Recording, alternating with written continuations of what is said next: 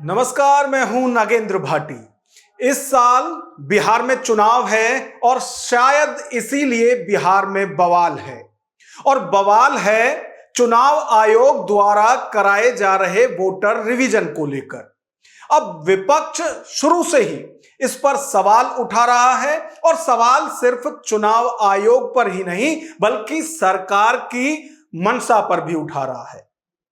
साफ तौर से विपक्ष के नेता, चाहे वो कांग्रेस, आरजेडी, किसी भी पार्टी के हों, वो सब लगातार सवाल उठा रहे हैं कि एक तो जो वोटर रिवीजन बिहार में ये 22 साल बाद कराया जा रहा है, इसके लिए टाइम बहुत कम दिया है। यानी जितना समय लगभग 8 करोड़ वोटर को चेक करने के लिए कि जो वोटर है वो सही में जायज है या नहीं, उस वोटर रिवीजन के लिए जो वक्त दिया गया है वो एक तो बहुत कम है, और दूसरा जबकि अब कुछ महीनों बाद ही चुनाव है, ठीक उससे पहले यानी चुनाव से ठीक वक्त पहले चुनाव आयोग द्वारा कराया जाने वाला ये वोटर रिवीजन विपक्ष के गले नहीं उतर रहा है। और विपक्ष के नेता, जैसा मैंने पहले भी कहा, किसी भी पार्टी के हो, सब एक सुर में एक ही बात कह रहे हैं कि ये सारी साजिश बिहार के गरीब और अल्पसंख्यक वोटर की वोट काटने के लिए की जा रही है।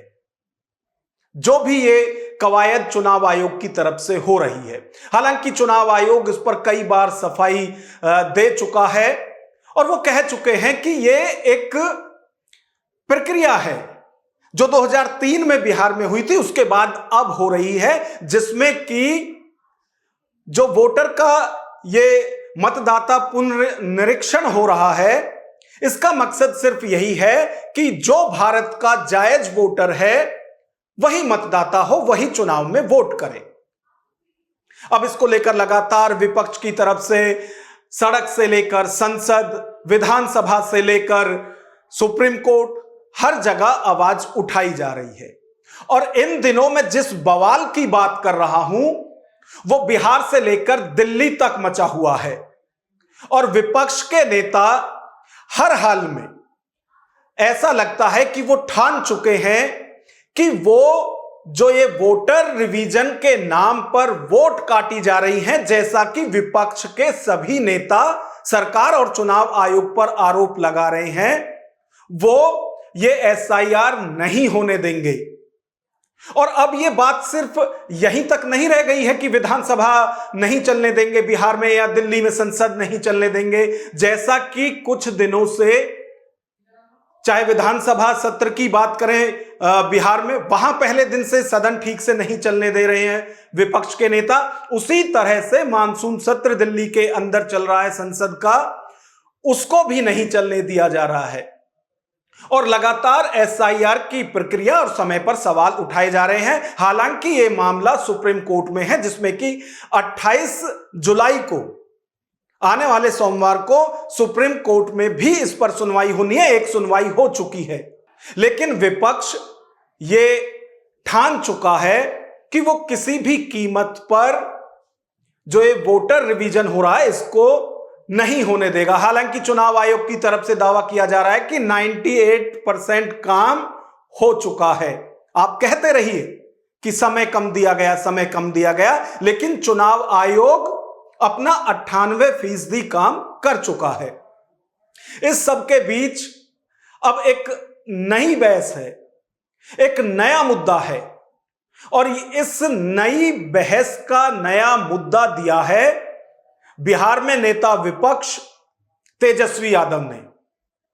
तेजस्वी यादव कह रहे हैं कि जब चुनाव बेईमानी से ही जीतना है तो फिर आप ही चुनाव लड़िए, और वो दावा कर रहे हैं कि वो तमाम विपक्ष के जो नेता हैं उनके साथ बैठक करेंगे और इस पर फैसला लेंगे कि आने वाले चुनाव का बहिष्कार किया जाए। इसमें इंडी अलायंस के सभी दल और विपक्ष के जो नेता हैं उनकी बात वो कर रहे हैं। अब इसको लेकर लगातार जो सत्ता पक्ष है उसकी तरफ से भी बयान हो रहे हैं, और आप ये मानकर चलिए कि अब नया जो वाक युद्ध हो रहा है यानी जो शब्द भेदी बाण अब एक दूसरे पर चलाए जा रहे हैं, वो अब इस मुद्दे को लेकर है कि तेजस्वी यादव ऐसे कैसे कह सकते हैं। इसको लेकर बीजेपी के नेता हैं राजीव प्रताप रूढ़ी, उनकी तरफ से भी बयान आया है और वो कह रहे हैं कि तेजस्वी यादव जिस चुनाव के बहिष्कार की बात कर रहे हैं, एक तो उनके बयान से स्पष्ट नहीं होता कि वो विधानसभा के इस चुनाव की बात कर रहे हैं जो कि नवंबर के आसपास होना है बिहार में, या फिर केंद्र के चुनाव जो लोकसभा के चुनाव होंगे 29 में, उनके विरोध की बात कर रहे हैं। सब कुछ तय हो ही गया है कि भाई बेईमानी करना ही है, खुलेआम बेईमानी करना है, वोटर लिस्ट से लाखों का नाम काट देना है। और यही लाखों वोटर जो थे मोदी जी को वोट दिया, कई सरकारें चुनी, तब ठीक था। अब ये अचानक से गड़बड़ कहां से हो गया, यही तो सवाल पूछा जा रहा है। यानी सरकार के लोग आज खुद ही कह रहे थे कि भाई हम फर्जी चुन करके आए हैं और फिर से फर्जी चुन करके आएंगे। तो जब बेईमानी करना है तो हम लोग इस पे विचार कर सकते हैं बॉयकॉट करने का चुनाव। तेजस्वी जी ने शायद पटना में या कहीं उन्होंने कहा है कि वो चुनाव का बिहार में, अब केंद्र की चुनाव का बहिष्कार करेंगे कि राज्य का, ये स्पष्ट नहीं किया, लेकिन लगता है कि राज्य की सरकार का बहिष्कार करेंगे। इससे दो ही तथ्य उभर के आते हैं, या तो वो समझ गए हैं कि आने वाले दिनों में उनकी हार सुनिश्चित है, तो वो पहले ही किसी बहाना बना के तेजस्वी जी मैदान से अलग हो जाना चाहते हैं, या इसमें कोई बड़ी राजनीति करना चाह रहे हैं। लेकिन मेरे समझ से उनको प्रत्यक्ष रूप से दिखने लगा है कि चुनाव की बड़ी हार दिख रही है, शायद यही कारण होगा। सत्ता पक्ष या ये कहें कि एनडीए के जो नेता हैं वो इस बयान का लगातार विरोध कर रहे हैं। केंद्रीय मंत्री लल्लन सिंह ने आरजेडी नेता तेजस्वी यादव के चुनाव बहिष्कार वाले बयान पर कहा, अब उन्हें लग रहा है कि वो चुनाव हार जाएंगे। जब तक नकली वोटर नहीं रहेगा तब तक चुनाव कैसे जीतेंगे। जब जालसाजी पकड़ी गई तो कह रहे हैं कि चुनाव नहीं लड़ेंगे। ये लल्लन सिंह कह रहे हैं, जेडीयू नेता और केंद्रीय मंत्री हैं। उनको लग रहा है कि चुनाव हार जाएंगे, जब तक नकली वोटर नहीं रहेगा तब तक चुनाव कैसे जीतेंगे। तो नकली वोटर के आधार पर जब जालसाजी ही करना है तो जालसाजी का क्या जवाब है। जब जालसाजी पकड़ी गई तो कहेंगे कि अब हम चुनाव नहीं लड़ेंगे। ये तो आपको निर्णय करना है। अब इस सारे विवाद के बीच में आप देखिए कि जहां बिहार विधानसभा में आरजेडी नेतृत्व कर रहा है विपक्ष का, वहीं दिल्ली में यदि देखा जाए तो कांग्रेस फ्रंट फुट पर है। और सदन में विपक्ष के नेता राहुल गांधी एसआईआर के मुद्दे पर कह रहे हैं कि मैं चुनाव आयोग को संदेश देना चाहता हूं कि अगर आपको लगता है कि आप बच निकलेंगे तो आप गलत हैं। हम आपके पीछे पड़ेंगे और पीछा आसानी से नहीं छोड़ने वाले। Election Commission is not doing its job. Now we have concrete 100% proof of Election Commission allowing cheating in a seat in Karnataka. Not 90%. When we decide to show it to you, it is 100% proof. Okay? And we just looked at one constituency and we found this. And I'm absolutely convinced that constituency after constituency, this is the drama that is taking place.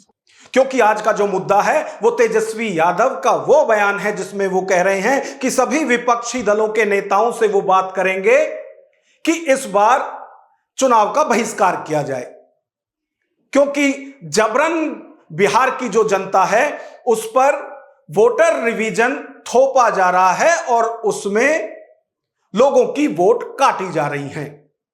अब जब यही बयान और इस पर सवाल किया गया, बिहार से निर्दलीय सांसद हैं पूर्णिया से पप्पू यादव, चर्चित नेता वो रहे हैं, जब उनसे यह सवाल किया गया कि भाई जो आप ये सारा एसआईआर पर विरोध कर रहे हैं, तेजस्वी यादव तो ये कह रहे हैं कि यदि एसआईआर नहीं रोका गया तो वो चुनाव का बहिष्कार करेंगे। अब पप्पू यादव कह रहे हैं कि यदि उन्होंने ये बात कही है तो वो स्वतंत्र हैं, अपनी पार्टी के नेता हैं और बोलने के लिए स्वतंत्र हैं, तो वो अपनी जगह ठीक कर रहे हैं। लेकिन पप्पू यादव कह रहे हैं कि उनका जो विश्वास है वो सुप्रीम कोर्ट और सदन दोनों पर है।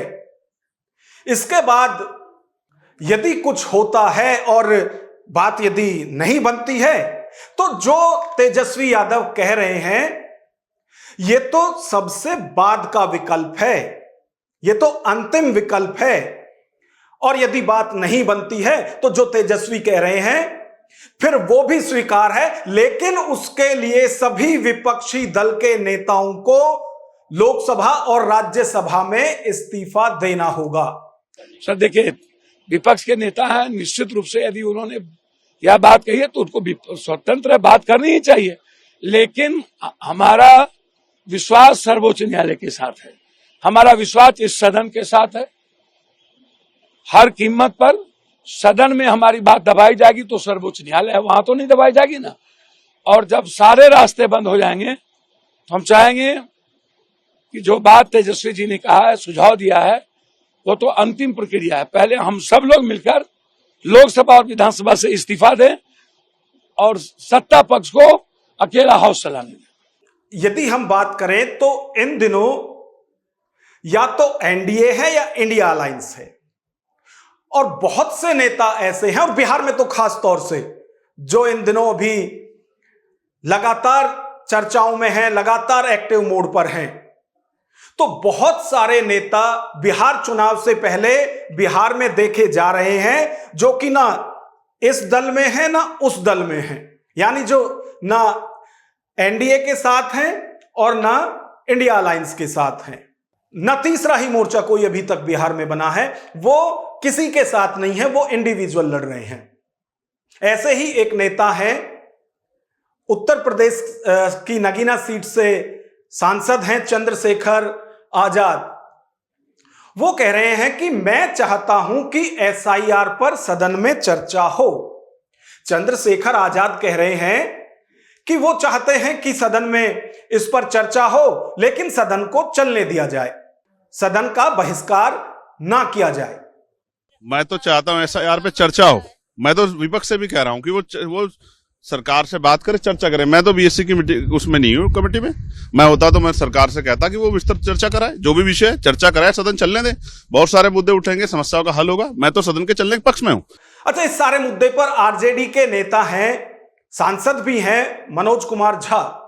वो कह रहे हैं कि अगर हमारा चुनाव आयोग का व्यवहार बांग्लादेश चुनाव आयोग की तरह होगा तो दलों और नागरिकों के पास कोई विकल्प नहीं रहेगा। एक भी वो विदेशी वोटर का नाम बता दें। अगर ये सरकार के इरादों पर बिहारियों को बेदखल करने की योजना बना रहे हैं तो ये आग से खेल रहे हैं। ये जो चुनौती है या ये चेतावनी जो है आरजेडी सांसद की, वो चुनाव आयोग को है कि यदि सरकार के इशारों पर आप ये सब कर रहे हैं और बिहारियों की वोट काटने की आपकी साजिश है, तो आप मानिए कि आप आग से खेल रहे हैं।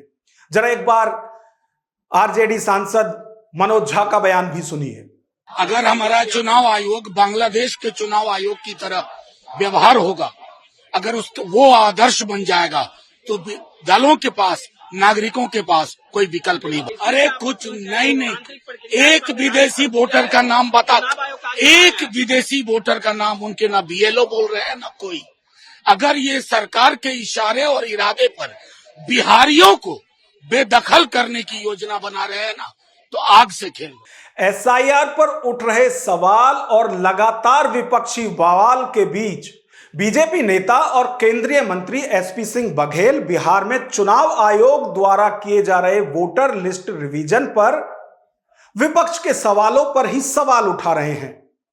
मंत्री जी दावा कर रहे हैं कि भारत का विपक्ष दुनिया का पहला और आखिरी विपक्ष है जो देश के घुसपैठियों को वोटर बनाने के लिए अड़ा हुआ है।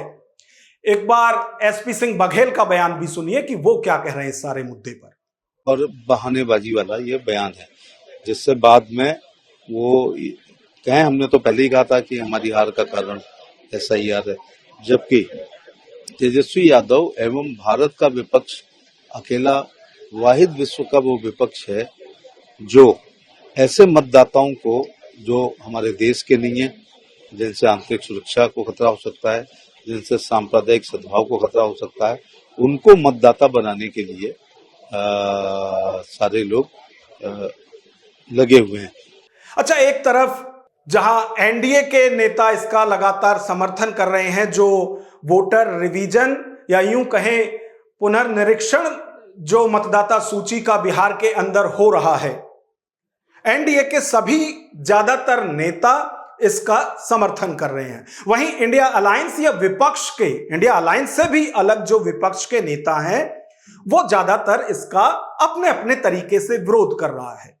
चाहे वो सड़क पर कर रहे हो, चाहे वो सदन में किसी भी सदन की बात करें, चाहे विधानसभा बिहार में या फिर संसद में दिल्ली में, सभी अपने अपने तरीके से इसका विरोध कर रहे हैं जो विपक्ष के लोग हैं।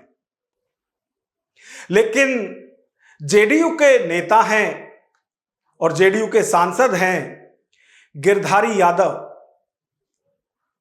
उन्होंने एक बार फिर एसआईआर की प्रक्रिया पर सवाल उठाए हैं। गिरधारी यादव कह रहे हैं कि चुनाव आयोग को बिहार के इतिहास भूगोल की ही जानकारी नहीं है, वो जो चाह रहे हैं वो कर रहे हैं। एक तो वो भी विपक्ष की तरह से सवाल उठा रहे हैं, जेडीयू के सांसद वो भी यही कह रहे हैं कि एक तो वक्त सही नहीं चुना चुनाव आयोग ने, जो ये पूरी प्रक्रिया की जा रही है और बहुत जल्दबाजी में की जा रही है।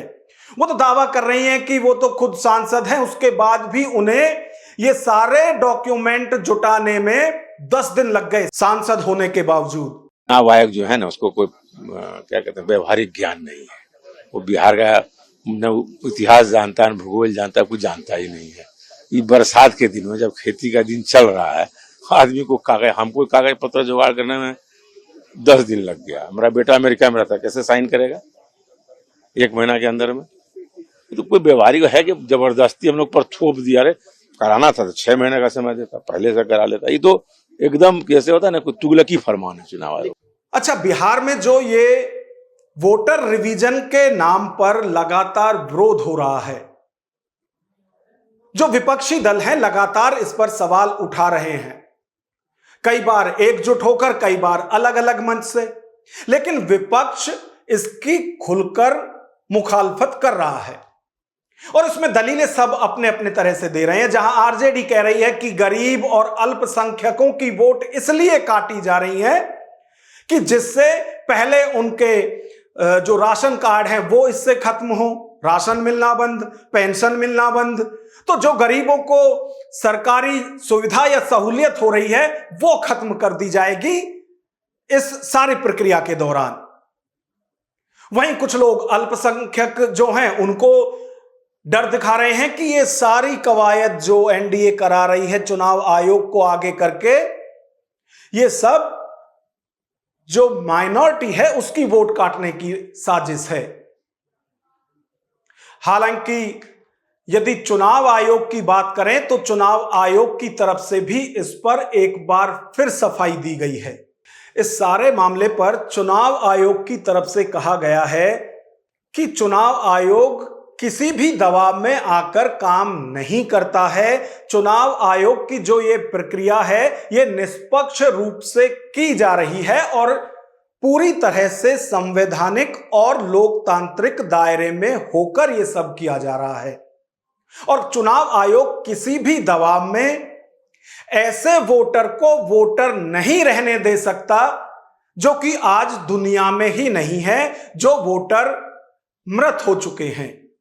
चुनाव आयोग किसी भी दबाव में ऐसे वोटर को वोटर नहीं बने रहना दे सकती जो कि पूरी तरह से कहीं और शिफ्ट हो गए हैं। अब उनका बिहार से किसी भी तरह का कोई मतलब नहीं है।